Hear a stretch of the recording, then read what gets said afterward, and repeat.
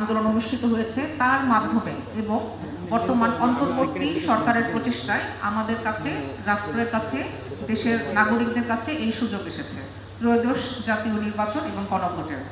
গণভোটটা কি? গণভোট হচ্ছে জুলাই সনদ যেটা স্বাক্ষরিত হয়েছে তার ভিত্তিতে রাষ্ট্র পরিচালনার ক্ষেত্রে দেশের মানুষের মতামত গ্রহণ করা। আমাদের কাছে সরকারিভাবে মন্ত্রিপরিষদ বিভাগ কিংবা প্রধান উপদেষ্টার কার্যালয় থেকে বা অন্য যেভাবে আমাদের কাছে এই সংক্রান্ত নির্দেশনাগুলো আসছে সেগুলো আমরা বিভিন্ন সময়ে বিভিন্ন পর্যায়ে আমরা মানুষের কাছে পৌঁছে যাচ্ছি।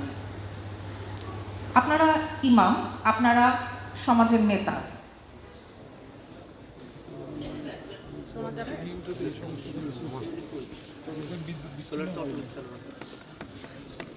দর্শক, আপনাদেরকে এই দৈনিক ফেনীর ফেসবুক লাইভে স্বাগত জানাচ্ছি। আমরা এই মুহূর্তে ফেনী সরকারি কলেজ অডিটোরিয়ামে আছে। এখানে ইমাম সম্মেলনে বক্তব্য রাখছেন জেলা প্রশাসক মনির হক।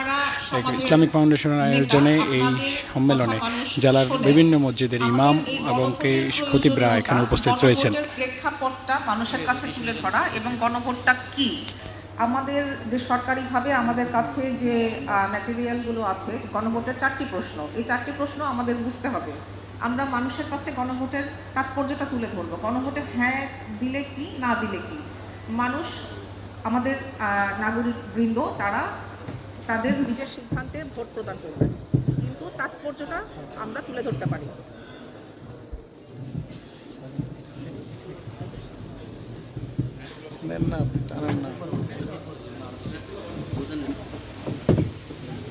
গণভোটের তাৎপর্য মানুষের কাছে, নাগরিকদের কাছে আমরা তুলে ধরবো, আপনারা তুলে ধরবেন। নাগরিকবৃন্দ, সম্মানিত নাগরিকবৃন্দ তার নিজের সিদ্ধান্তে ভোটাধিকার প্রয়োগ করবেন। আপনাদের যেহেতু সুযোগ আছে জনসাধারণের কাছে পৌঁছানোর, আপনারা তাদেরকে উদ্বুদ্ধ করবেন ভোট কেন্দ্রে এসে স্বতঃস্ফূর্তভাবে তাদের ভোটাধিকার প্রয়োগের জন্য। ভোটের দিন বা ভোটের আগে আইন শৃঙ্খলা পরিস্থিতি স্বাভাবিক রাখতে, নিরাপদ রাখতে আইন শৃঙ্খলা রক্ষাকারী বাহিনীগুলো কাজ করে যাচ্ছে। আচ্ছা, আমি শেষ করে দিই, সমস্যা নাই। তো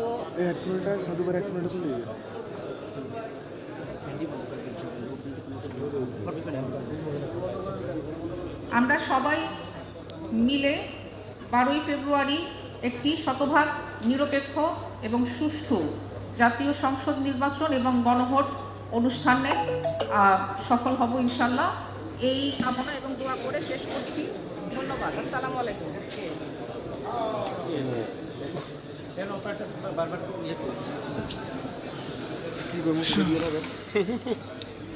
অত্যন্ত দুঃখ বিষয় যে স্যারের কথাগুলো আমরা বিদ্যুৎ বিভ্রাটের কারণে একটু প্রবলেম হয়েছে।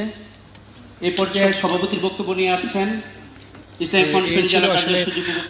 ইমাম সম্মেলন থেকে জেলা প্রশাসকের বক্তব্য সর্বশেষ। তিনি গণভোটে হাঁ দেওয়ার জন্য এবং ভোটারদের উদ্বুদ্ধ করার জন্য ইমাম এবং মুয়াজ্জিনদের প্রতি আহ্বান জানিয়েছেন।